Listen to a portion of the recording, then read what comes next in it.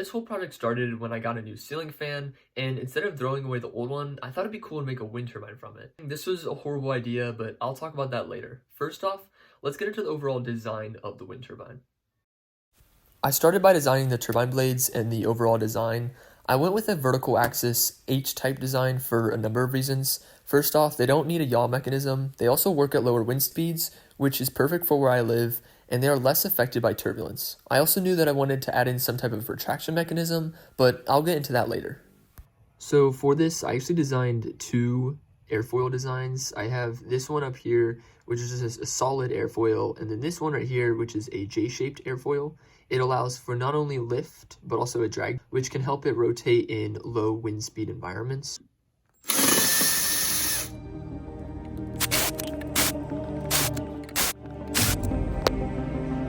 First, I got some magnets for the generator.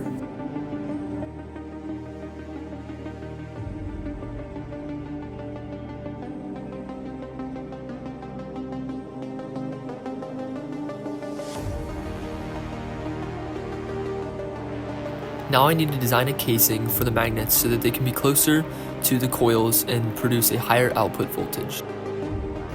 As you can see, the design is a little too small, so I had to reprint it so it spun more easily.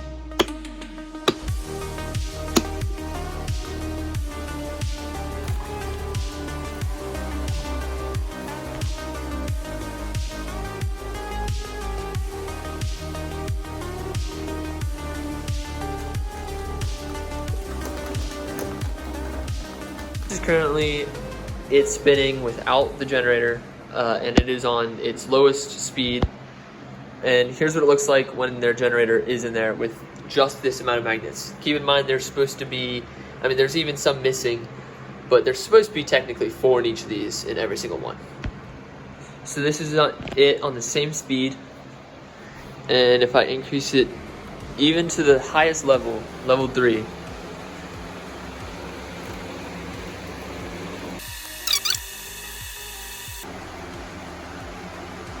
and it stopped. So now I need to figure out a way to fix this.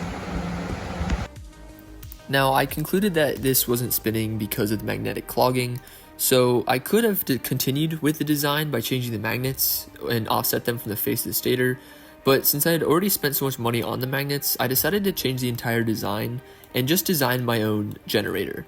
This is also kind of nice because the original generator was quite large, so this allows me to make it smaller.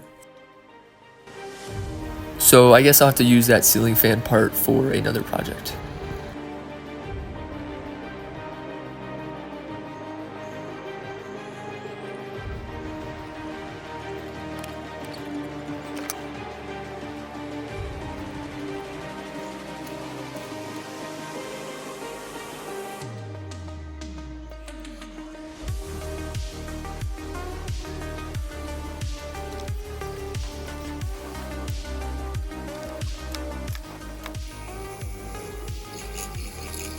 So for the linear actuator, I used a very rudimentary slip ring design, but it works well for now. However, if you do plan on building this yourself and have access to better materials, I would highly recommend building a actual better slip ring that works well, because this is not going to last long.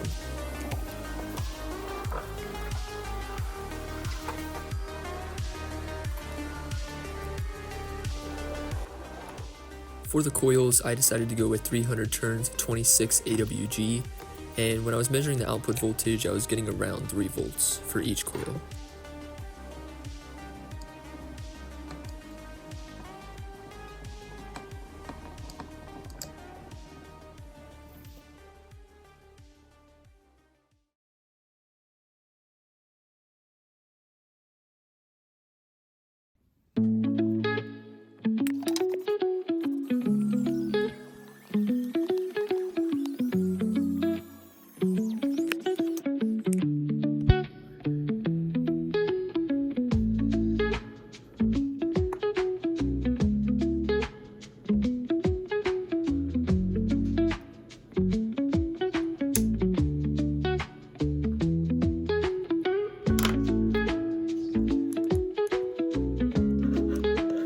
once I wired all 9 coils together, I was getting around 12 to 15 volts and 200 milliamps.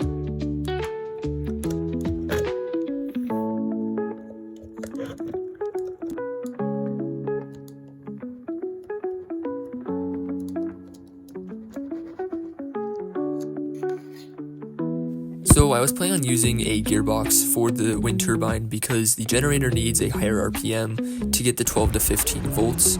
However, because I 3D printed this, it had too much friction, wasn't able to rotate in the wind, so I'm gonna have to go without the gearbox for now. However, I do plan on building a better one in the future. So sadly, I can only use this to charge smaller batteries for future projects. I also built this little casing compartment for the front of the wind turbine that you have the linear actuator right here, and I also have a brake system here, which doesn't really work too well. It does work slightly, but honestly it could use a little bit more work, and this is it. It's a very, very messy, but it works, and it just kind of slides right in there. And if you are building this, I would recommend adding some sort of sealant on here. I did here, or maybe a casing on here so water doesn't get in here. So I will say I'm not very happy with the outcome of this project because it doesn't produce as much power as I would have liked. However, I definitely plan on fixing that in the future. But I do like the overall design of the wind turbine and the retraction system, so it wasn't a complete failure. But I also learned a lot, which is important. Now, if you're planning on building this yourself, I have linked a Google Doc in the description down below with any upgrades that I would recommend for the wind turbine. I have also listed all the materials that I used, and I have linked the CAD files on Onshape so you can design and edit them yourself to make any upgrades that you want. But other than that, that's it for today's video. Thank you so much for watching. I hope you enjoyed, and I'll see you guys in the next one. Peace out.